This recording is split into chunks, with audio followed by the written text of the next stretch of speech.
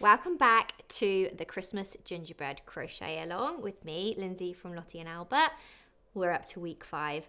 I am probably a bit more excited than I should be about this week, but we're going to start the week by joining some panels. And where we've been working in a couple of separate pieces over the previous weeks, it's now all going to come together. And you'll almost suddenly find that you've got a really sizable blanket already, and we haven't even gotten on to the main stitches for week 5 or our border next week. So we're going to be working through step by step how to do our joins. I'm going to show you the joining method that we've used on our blanket and how and in what order we need to attach our panels. So take your time, read through the pattern and watch through the next stage with me, and that's the bit that we're going to do first. We are adding on pretty much all of our previous weeks around the center. I've been really loving seeing your progress from last week and all of your lights and all of your decorated gingerbread houses, so I'm even more excited to see how everybody's is looking at the end of week 5, because we're going to be using one of my favorite colors. The main body of our crochet for week 5 is golden, and if you did do the Blossom and Buds Crochet Along and you heard me talking about my love for the colour mustard, then you'll know it's a colour I really like, and I was super keen to include it in this cowl, to the point that we ended up basing the scheme around it. So after our gingerbread house in the middle, we've done a lot of cream and light colours, and so we've got now an opportunity to add some real depth of colour with our golden all the way around the outside to make our sort of gingerbread biscuit trim, if you will. And on top of it, we're going to be dotting lots of fun colours too. So we've got our bright lemon, our pink, our ladybird, and also our gentle jade. And so by the end of the week, when you've joined everything and you've also worked your border all the way around, we'll be dotting on those sort of decorations, the little sweeties, and I'll be talking you through those as a skill as well. We touched on these a little bit earlier on when we were decorating our gingerbread house. These are also a surface bobble, so we'll be adding them on afterwards, and it just means we can get into a real stride with our big gingerbread biscuit without having to break and change colour all of the time. So we treat these as sort of an embellishment that we add on afterwards as well. So although we've touched on them before, they're quite a key skill in this week too, and we're putting them on top of this lovely soft ripple. So it's quite a large surface area we're working over now, but it's also really meditative stitch that you can get into. So we'll be tackling that together this week as well. So let's get started and bring this blanket together.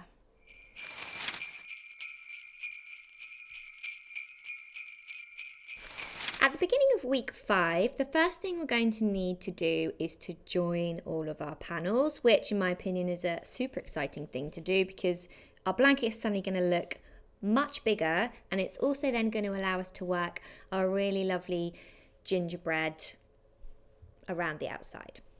So there are very detailed instructions in your pattern about what order you want to join your panels in.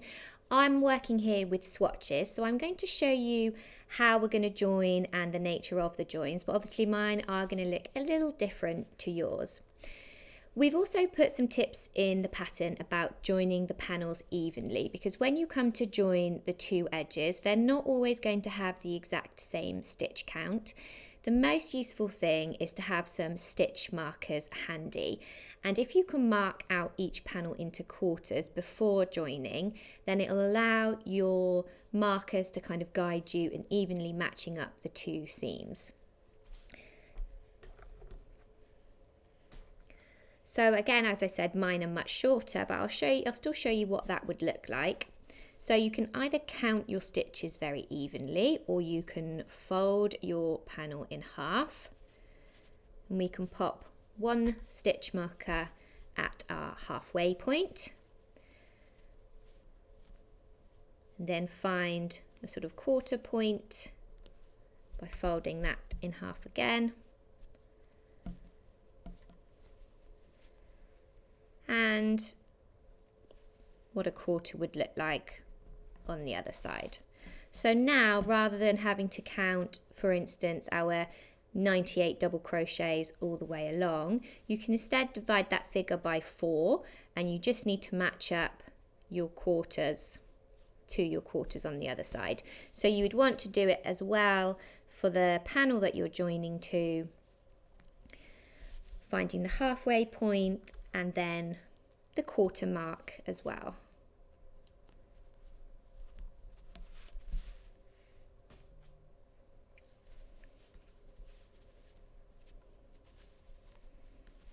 So for how yours is going to look over a much larger panel, that will make a little bit more sense and also be a little bit more helpful. My shorter panel here doesn't really require it, but it's one of my favourite tips for evenly matching up two seams with a different stitch count. So I'm just going to take those off again, just to make it a little bit easier for you to see the join as we're doing it. But the very first thing that we want to do is to join our Gentle Jade Christmas jumper with the pink candy cane to the right hand side of our Christmas lights panel. So for you with your gingerbread, if you have your house facing up and facing front in the middle of your panel, and then take one of your Gentle Jade panels, this is the join that we're going to be focusing on. We're going to place them right sides together. So we want our puff stitches on the top for the right side of this panel, and we want our lovely fairy lights and our gingerbread on the top for this panel. We're then going to place them right sides together, and let's all weave in our ends by this stage as well.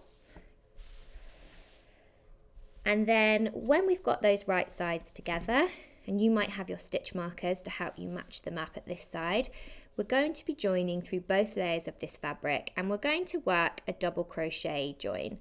Now, if you have a join method that you would prefer, then obviously feel free, but just be mindful of yarn usage, because we've based our calculations on a double crochet join. So assuming that you're going to do double crochet join with me, we're first going to insert our hook through the top of the first stitch on our Gentle Jade panel, and then through the top stitch of the panel underneath. I've recommended in the pattern using Yarny, which is the peaches for the join. So yarn over, leaving yourself a tail end, pull the yarn all the way through, and then just sort of chain one to secure. We're then going to work a double crochet, and we're going to work 98 of them evenly along the length of the two panels. Now 98 is actually the stitch count for our Gentle Jade panel, which is on top, but it doesn't match the stitch count of the one underneath. But if you want to aim to work a double crochet into each of the peaches stitches in front of you, and then just allow that to sort of sit and match up with whatever stitch you're hitting behind, then the 98 double crochet will match up with the stitch count for your Christmas jumper panel. And you can use those stitch markers as we talked about, just sense checking as you reach them that your front and your back panel are matching up and joining. So as we're working here, our stitch counts don't match up, but we do have stitches to work into. We're working into the bottom of the stitch here and the tops of the stitches here. We're not working into the sides of any stitches, so it's quite a nice, easy join for us to do. We're just making sure you're always picking up both layers of the panel, working through the bottom and the top of those stitches. Yarning over and pulling up a loop, yarning over and pulling through. So on the wrong side of your work, your join will look like this, a little raised edge, and on the right side you won't have a raise, it'll just be butting up those two edges evenly against each other. So you want to continue in this way, attaching your first Gentle Jade Christmas jumper panel, right sides together on the right hand side of your Christmas lights panel.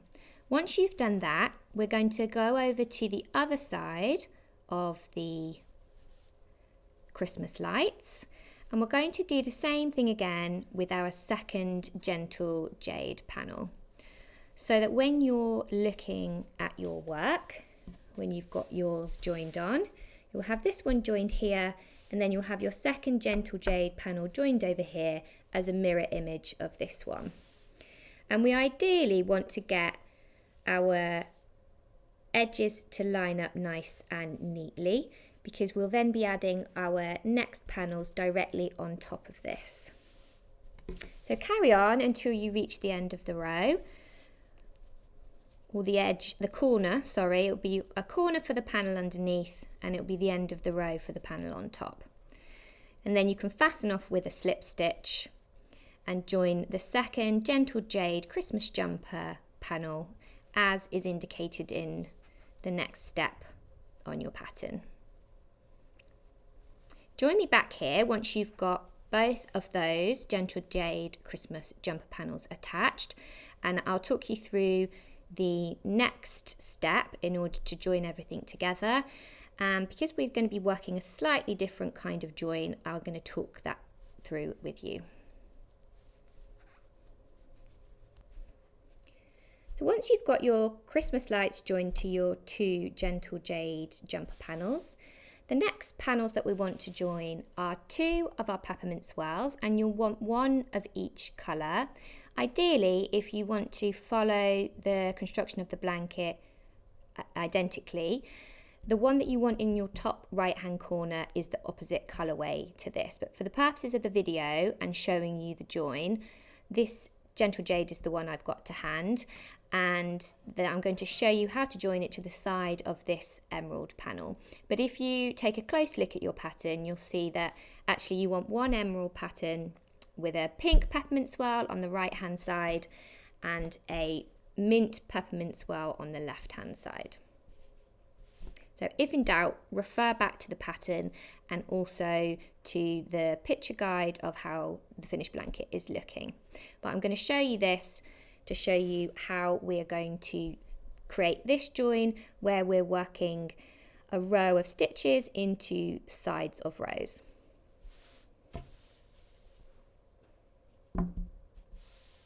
So again, we're going to be doing a double crochet join, and again we'll ideally have woven in all our ends at this stage, and we're going to be placing our two panels right sides together with the peppermint swirl on top. And we're going to use the dominant colour to join. So for here, I'm going to use Gentle Jade because I've got a Gentle Jade peppermint swirl.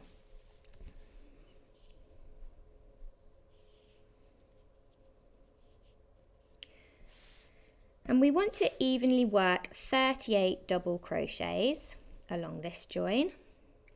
So we're going to do it in exactly the same way. We're going to start at our corner here for the peppermint swirl, and we want to find the very bottom of the last stitch underneath in our emerald green Christmas jumper panel. So we're going to yarn over, leaving a tail end now that I've got my hook through both layers, and I'm going to pull up a loop and chain one to secure. Now we want to work, as I said, 38 double crochet along, which is the stitch count for our peppermint swirl. So the fact that we're working into the sides of stitches here rather than into stitches themselves is not super problematic, because we're going to be able to follow the stitch count of the peppermint swirl.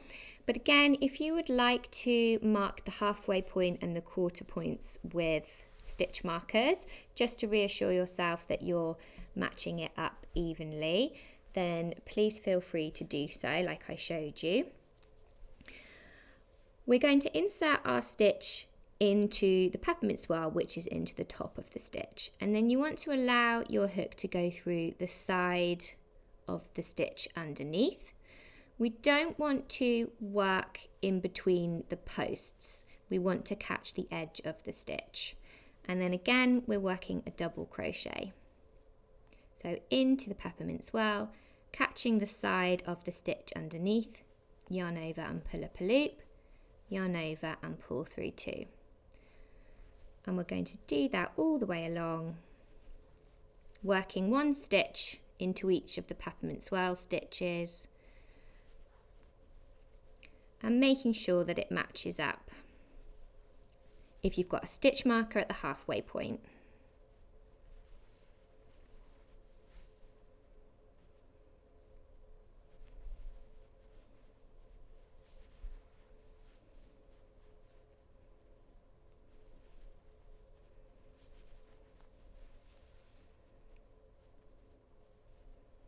So work all the way to the end with me, and then I'll show you how mine is looking and talk you through the final stage of joining the rest of our blanket panels so far together. So now that you've seen how to join one of your peppermint swirls to the edge of a Christmas jumper panel, you can go ahead and follow the instructions in the pattern. Again, just making note of which colour you want on which end. Do as I say, not as I do. And we are going to end up in a position where we have our 2 emerald panels with peppermint swirl on either end, and the Christmas jumper panels in the gentle jade joined to the sides of the Christmas lights panel. When you're at that stage, you're ready to move on to step 5 of your making up instructions, which will basically be placing these panels on top of your Christmas lights and joining up. And again, in the pattern you'll see we've given instructions on which colour yarn to use and how many stitches to use. We are joining into a side edge here and into stitches here, and when we reach this join you'll be working bottoms of stitches into tops of stitches. But the one thing I wanted to point out to you is that to give our blanket the really crisp look that we are going for, we want to make sure that these 4 corners here match up really nice and neatly. So when you are placing your panels right sides together, as well as if you want to use stitch markers to mark the halfway point and the quarter points as we talked through earlier, I would also really recommend popping in a stitch marker where all these 4 panels meet at a corner.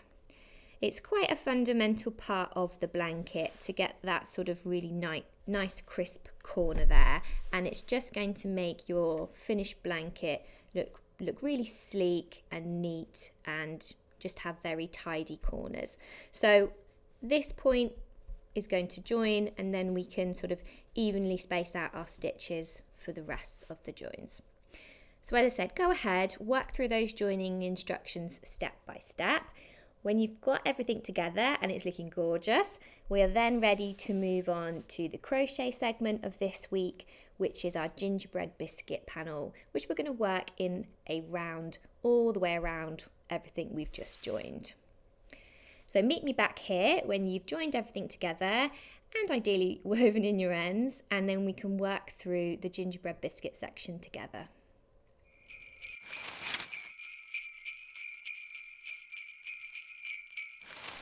So with your panels all joined together, you're ready to start week 5, and we're going to be working our gingerbread biscuit. The first colour we're going to need for this is our golden colour, and we're going to start at the corner of one of our gingerbread swirls. If you're starting top right, you'll be working into a pink one, so it might look a little different to this, but it doesn't really matter which corner you start at because each side is going to be identical. So starting at an outer corner of a peppermint swirl, we want to insert the hook into the corner, yarn over and pull up a loop. We then want to chain 3,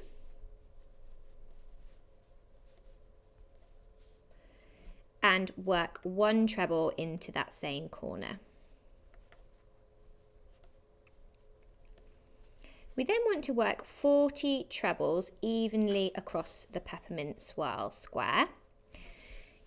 You'll then work 100 trebles evenly across the candy cane panel and another 40 treble when you reach the other side of the peppermint swirl. So the stitch count very nearly matches up. We think we've got 38 stitches here, but we want to make 40. So I probably recommend placing an extra 1 or 2 around the join here. And then where you want to work 100 across your peppermint panels, that stitch count does match up. So we've said evenly, just keep an eye on your stitch count, but it is very close to the stitches that we're already working into. So I'm going to work a section with you, but essentially for this side of our first panel, we're working trebles all the way across. 40 trebles into the side of your peppermint swirl. When you reach the next corner, which will be a peppermint swirl corner, all the way at the other end of your piece, you'll want to work 2 trebles, chain 2 and 2 trebles into the corner. You can then work the next 3 sides of your blanket in the same way, working 40 trebles across the peppermint swirls, 100 across the candy cane and 40 again across the peppermint swirls, 2 treble, a chain 2 and a 2 treble at the corner. When you've worked those trebles all the way around and you're nearing back to this first corner, meet me back here and I will show you how we are going to work the second round. The second round of our gingerbread biscuit is going to be where we set up for our lovely wave pattern. So carry on working your trebles and your corners and I will meet you back here when you're ready to join this first corner. As you reach the end of the first round of your gingerbread biscuit and you've worked all the trebles as indicated, we've got our final corner to work into. So we want to work 2 trebles into the corner,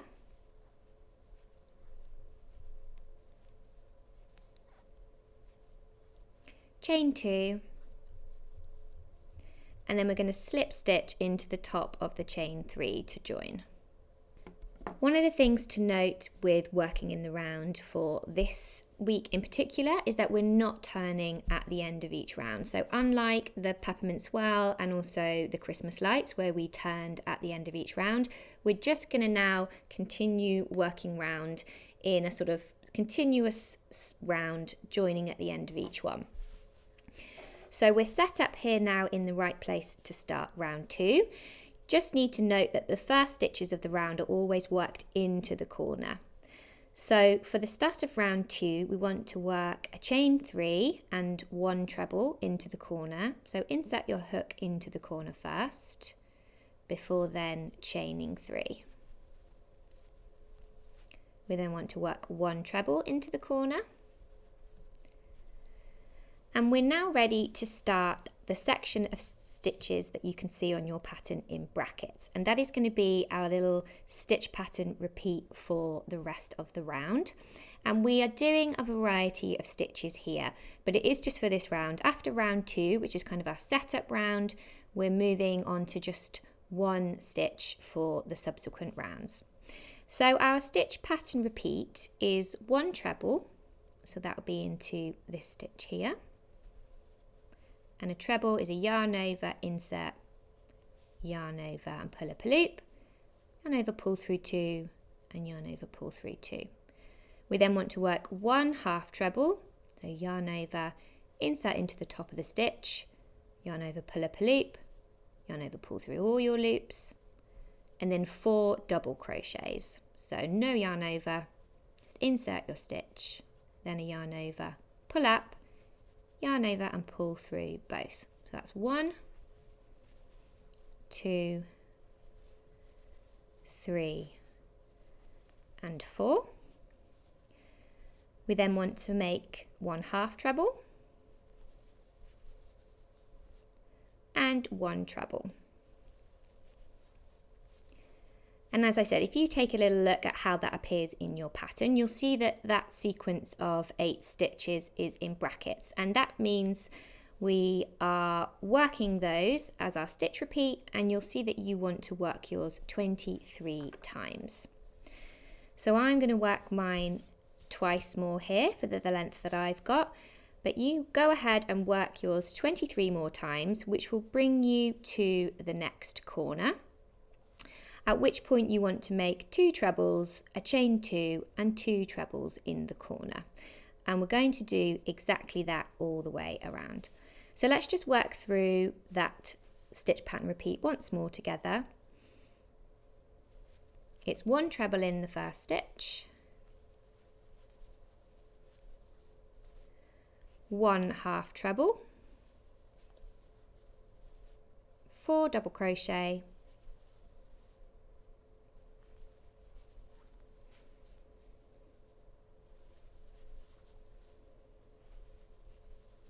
1 half treble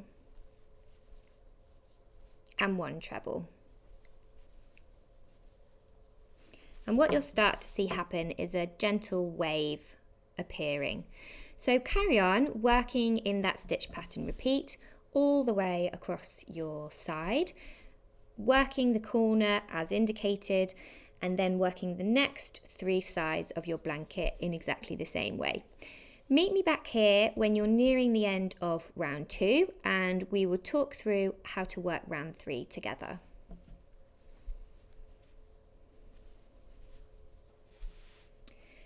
As you approach the end of round 2, you should have worked your last stitch as a treble just before the corner. We're then going to work 2 trebles into the corner,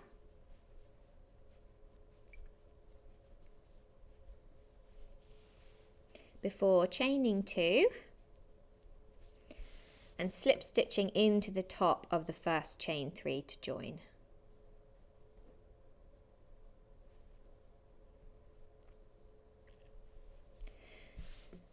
So as we start round 3 together, we're going to work 2 chain at the corner, and you'll note that this is a different approach to what we've just been doing. So we just want 2 chains into that corner. We're then going to work 2 half trebles, and that's across the next 2 stitches. So 1 half treble in the next stitch,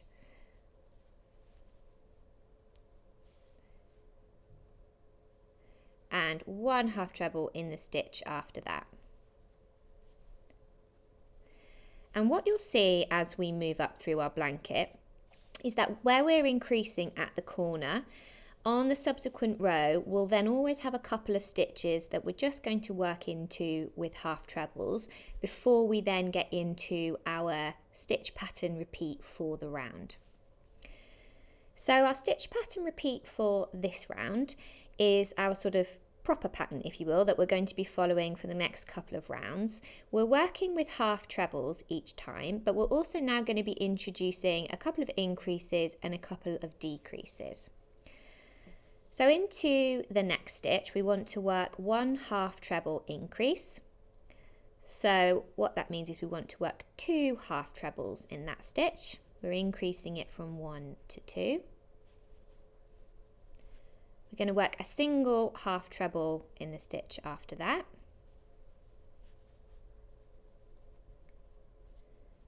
Then we want to work 2 half treble decreases. So to work a half treble decrease, we're going to yarn over as we would if we were making a half treble, and we're going to insert into the stitch. Then we're going to yarn over and pull up a loop, but we're not going to finish off this stitch. Instead, we're going to yarn over again, and we're going to go into the next stitch. We're going to yarn over and pull up another loop so that you've got 5 loops on your hook in total. We can then yarn over and pull through. So essentially we picked up 2 stitches there and then yarned over, and we've decreased from 2 stitches to 1 stitch.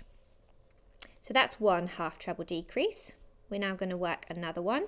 So yarn over, insert into the stitch, yarn over, pull up a loop, but don't finish off that stitch yet.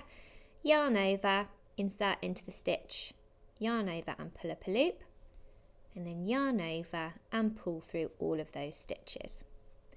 We then want to work 1 half treble on its own in the next stitch, and then a half treble increase in the stitch after that.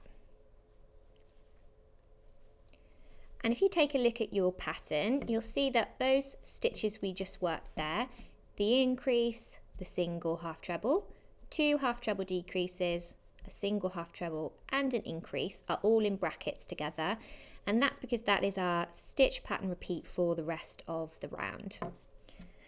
And what will happen is where we are making our decreases, that then becomes the bottom of our valley, and when we're making our increases, that becomes the top of our valley. But because we are matching how many decreases we do to how many increases we do, our stitch count will actually stay the same. So I'll work through that with you one more time. We're going to go back to the start of the bracket, and you're going to want to work through it 23 times in total along the side of the blanket. So it's a half treble increase, or 2 half trebles in the first stitch, a single half treble,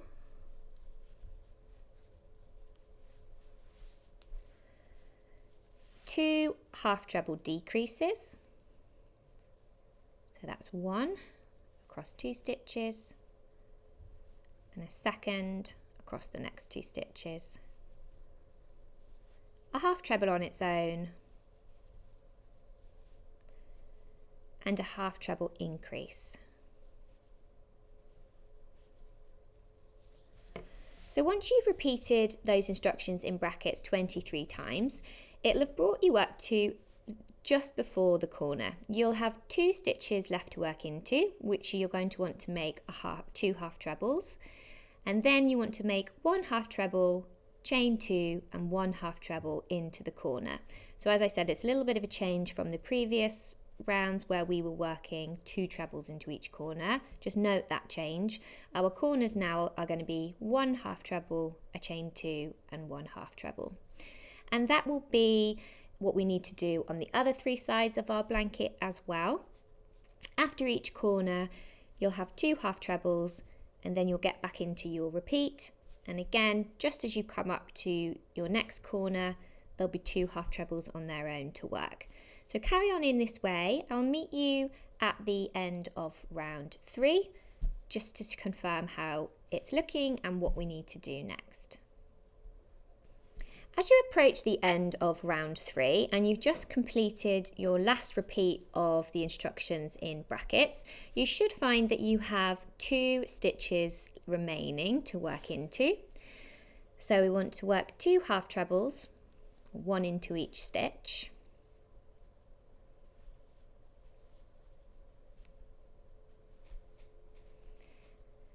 Then we can work 1 half treble into our corner, chain 2, and then slip stitch into the top of our first chain 2 in order to join.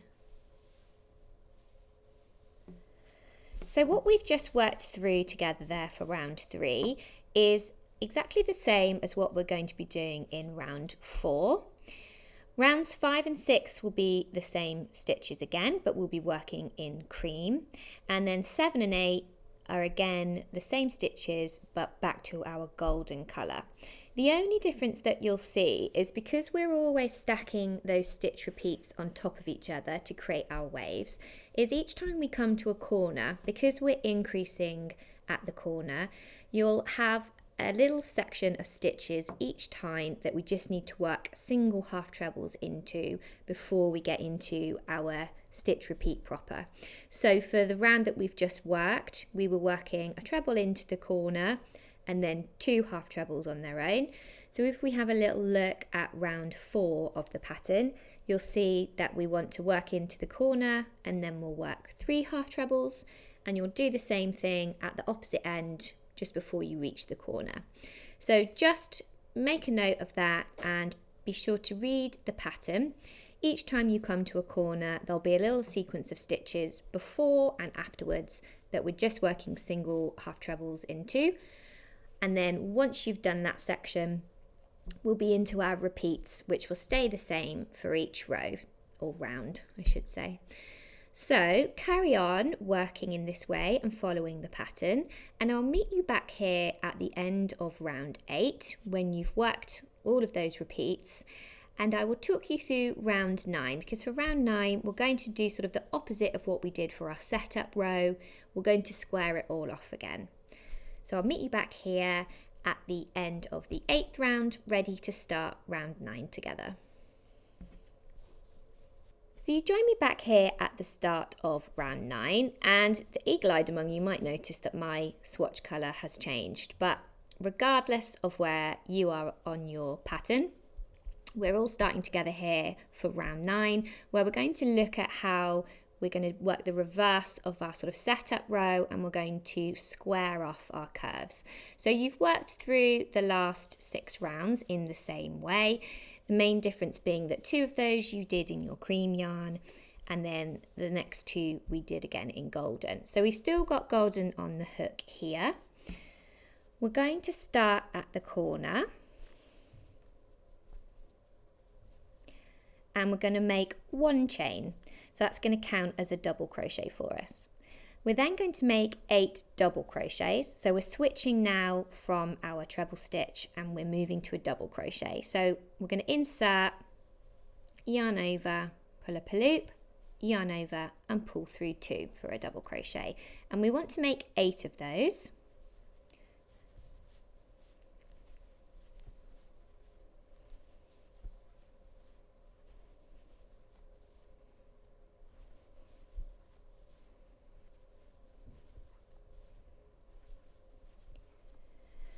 Which will then bring us past our corner increase section and into our wave pattern repeat. So our stitch pattern repeat that we're looking at for this round is given in brackets again in the pattern, but if you take a look at it, it is different from what we've been doing on the previous rounds. So let's work through that together. We're no longer doing any increases or decrease, but we are varying the height of our stitches. So that's what I meant by it's similar to how we did our setup row down here. We're almost doing the reverse of it now. So we're going to work 2 double crochets, and they will be in the tops of the increase you made in the last round. Then 1 half treble,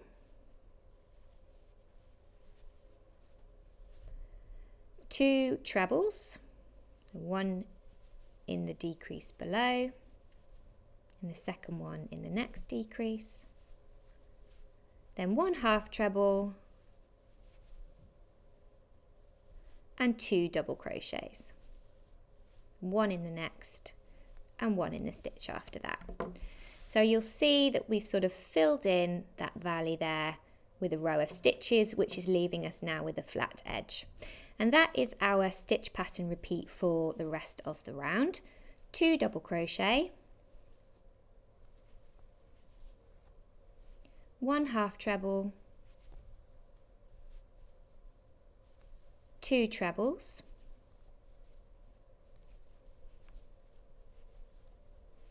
1 half treble and 2 double crochet. So once you've repeated that 23 times, you'll find that you're 8 stitches away from your corner.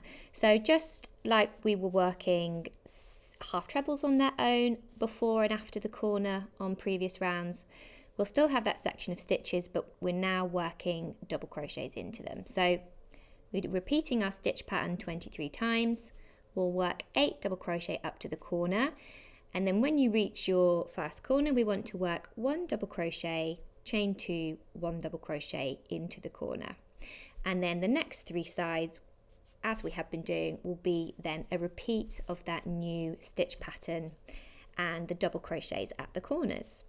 So carry on in this way. I'll meet you back here at the end of round 9, and we'll just talk through the very last round together, which is a nice simple one, and then we're going to move on to looking at our surface bobbles.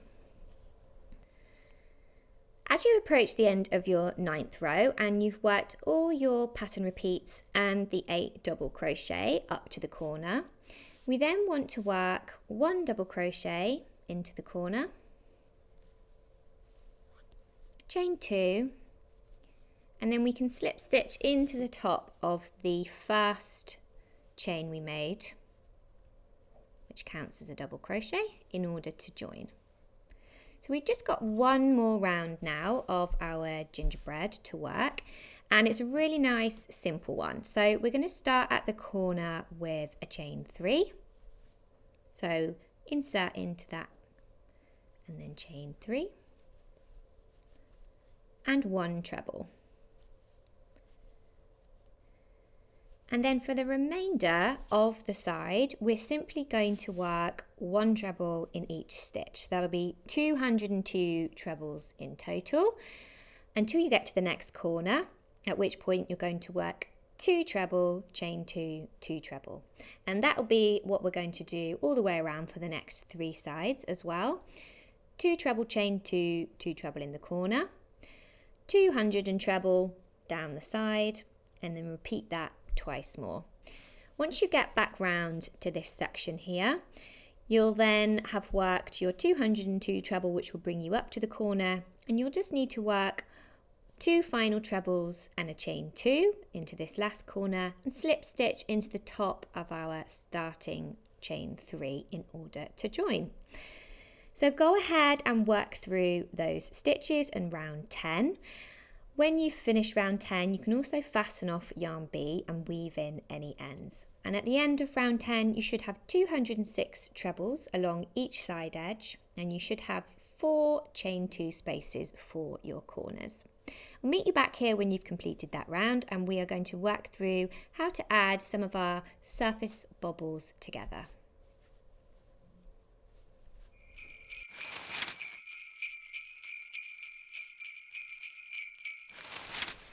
When you've completely finished the gingerbread section, we're ready to start adding our surface bobbles. Now, these are a really fun addition. They're made in exactly the same way as you would a normal bobble in terms of construction, but rather than working them within the rounds, we're going to add them now as a surface technique. So take a moment to just have a look at the instructions and also the visual image to see how we're going to place them. Broadly, we're going to place 1 under every other arch, and then on the row above, we're going to alternate and place 1 on the top of every other wave. So that in total on each side, we'll use Gentle Jade and Ladybird, and we'll be using Pink and Bright Lemon. And you'll see that in total, we end up with 11 on each side, and so sort of 44 in total. So to create the afterthought bobble, we're going to start first with a slip stitch on the hook. So however you prefer to create yours, or you can copy me, leave yourself a tail end here, hold your yarn between your thumb and your finger, wrap it round your fingers once so that you have a cross on the back and parallel lines on the front.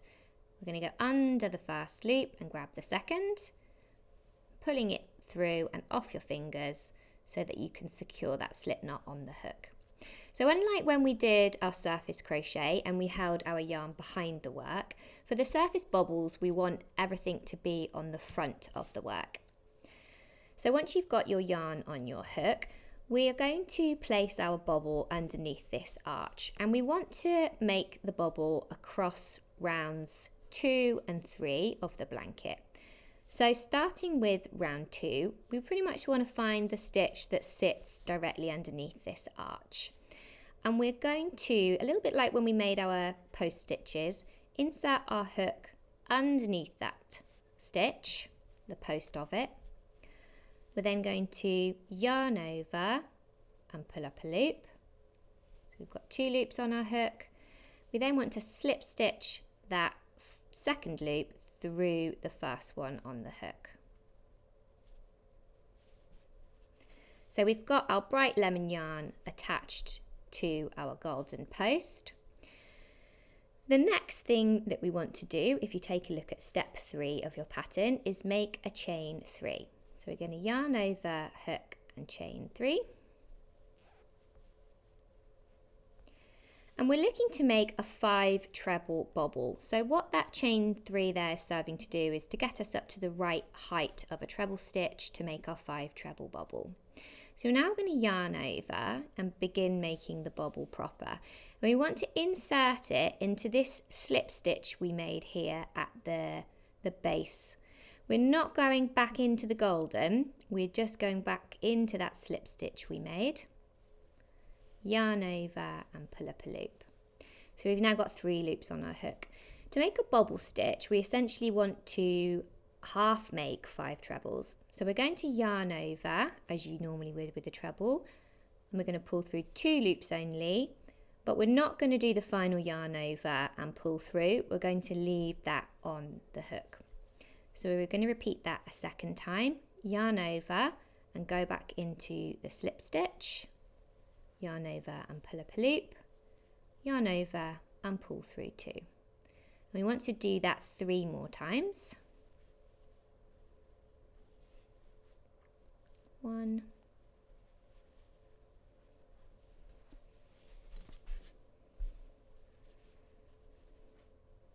2, and 3. So that we've half made 5 trebles and we've got 6 loops on our hook. So if you've ever made a bobble whilst working in the row or in the round, you can see we're making it in the same way here. It's just our method of attaching it at the start and the end that is different. When you've got your 6 loops on the hook, you can yarn over and then draw through all of those 6 loops at once to complete. We're then going to chain 1 just to secure everything. So the last thing that we need to do is to mirror what we did at the start and to slip stitch around the post that sits underneath the bobble. So as I said, we joined to a post stitch sitting immediately below the arch on round 2. So we're going to aim now to join to this post sitting underneath the arch that's on round 3. There might not always be one that's directly stacked below it, but we're not going to worry too much about that because you won't see it when we've done it. So find the post of the stitch that we want to insert behind, and again we're going to take our hook from the front, underneath, round the back of the post and to the front again. So you'll have your loop on your hook, the golden here, and we can then yarn over and slip stitch through all of those in order to secure it. So we've still got all our tail ends sitting on the front of our work. We're going to now do one more slip stitch to fasten off. So yarn over and pull through. Cut using a long tail end. And then pull that all the way through to finish off the slip stitch. Then in order to bring these tail ends to the back of the work to secure them, we're simply going to pull one of them through at the bottom. So you can flip your work over and take a look at where the bottom of that stitch is. Catch the tail end and pull it through to the back. And the same with the one at the top. Pull through the yarn end. Then what I quite like to do with mine, just to start to secure them, is to tie a little knot with those 2 tail ends. And then you will also want to weave them in as you come back and as we finish them all off. So here's how the surface bobble is looking. It's just a really cute little bobble on the front of the work. If we'd worked this stitch within our round, we would have ended up with 2 tail ends anyway. So it's not giving us any extra tail ends to deal with, but it's just quite a nice way to be able to add them afterwards, not have to carry loads of extra yarns as we're going, and to make a really cute sort of gumdrop embellishment to our gingerbread. So now that I've shown you how to do one, we're going to use exactly the same technique to add the other ones on. When you're placing above the arch, so we'll be working into slightly different rows. So you'll be working instead into the rows that are sitting here. Leave a gap of say sort of 1 round either side of the white and place them, as I said, every other arch underneath and then every other top of the wave Carry on in this way, add all your sweeties, and then you will have completed this week. You now have everything you need to complete week 5, and when you do so, when you've done all your joining and when you've added on your gingerbread biscuit border or sort of surround, I want you to just take a minute and pause and look at how much we've already completed together, because there's a huge amount of work and love that you've all poured into your blankets, and to get to this stage is just amazing to see it all come together, all of that lovely joining, and then finally adding that gorgeous gingerbread. Have a cup of tea, sit down and enjoy the blanket at this stage. We haven't finished yet, but we are very close to doing so. And I think it's always just worth appreciating your own skill and your own hard work in bringing together such a gorgeous blanket. I've been really loving, again, how supportive everybody has been on Facebook and everybody who's been reaching out on Instagram. It's just super lovely to see all of the different blankets at all of the different stages. Some people are still just joining us and working through the first couple of weeks. So again, everybody's at different stages, but there's that shared joy in everybody posting and commenting on each other's pictures and videos. So thank you so much for being so supportive, and I'm really enjoying chatting to you all still. We have one more week to go, so I'm going to meet you back here for week 6, and very excitingly, it's going to be the final icing on the cake, the final border for our blanket. So I'll see you back here for the final week next week.